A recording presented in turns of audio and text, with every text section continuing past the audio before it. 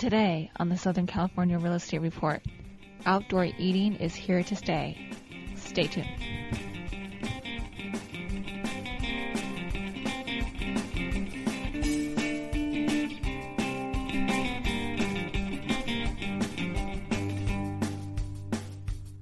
Good morning. Welcome to the Southern California Real Estate Report. This is Bob McGuire and Daniel Wise coming to you from San Diego, California.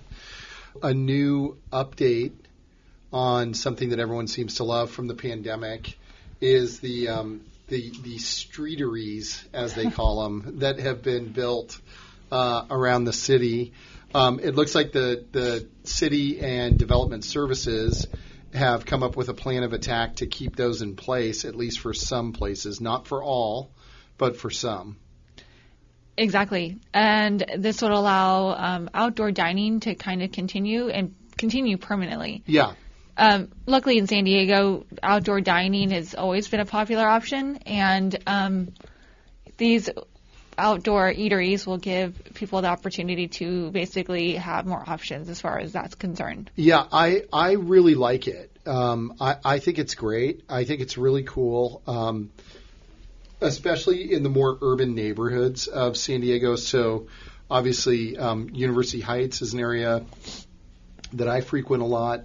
And some of my favorite restaurants around there, like Bon Tai and places like that, have done, cool little setups. Some of the Mexican restaurants around there. You and I were just downtown yesterday, and looking around downtown, it looks like, around the gas lamp that there's still a lot of those set up. I wonder, like in core gas lamp, do you think they'll keep them even in that area where they're talking about turning that into a mall area? That'll be interesting to see what they do with that. Well, I think that the rule is under 30 miles an hour.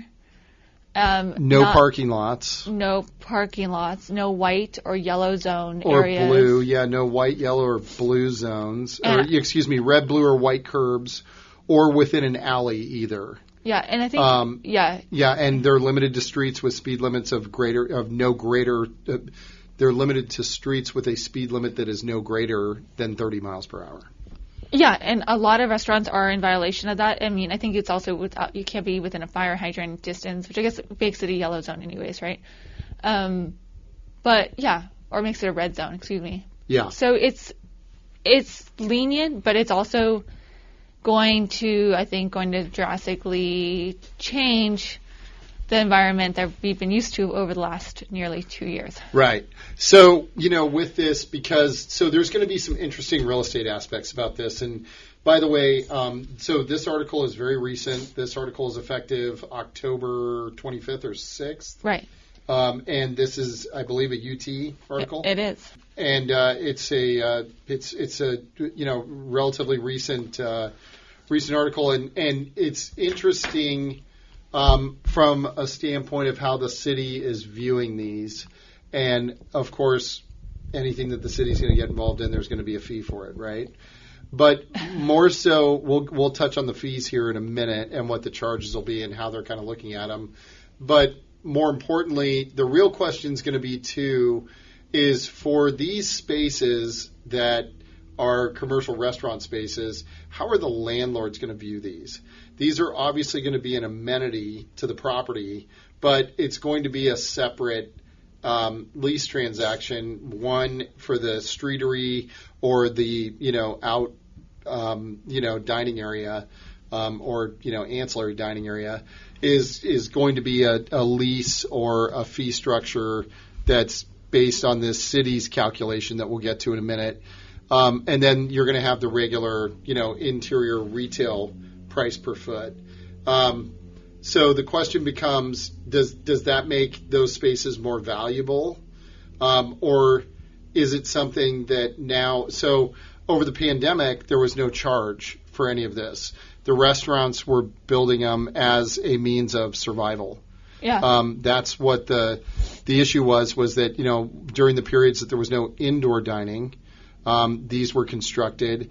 So now there's going to be some interesting things that come out of this because now it's going to become a direct occupancy expense. The way that the city is going to do this from a standpoint of the economics of it and how is this going to be, monetized for the city?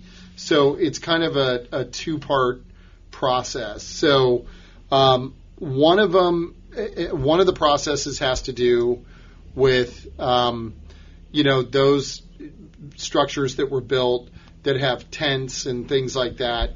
That's got to be changed now because those aren't necessarily kosher and in compliant with what fire wants to see, right? They're worried that, Exactly. So all this has to be inspected and done to code. Right. And so the city is doing it basically, so you've got this two-part structure to it. So the fees are going to vary. There's going to be a permit cost, depending on how large the space is. They're saying the estimate for the permit could be anywhere from $2,000 to $6,000 for the 2-year use of the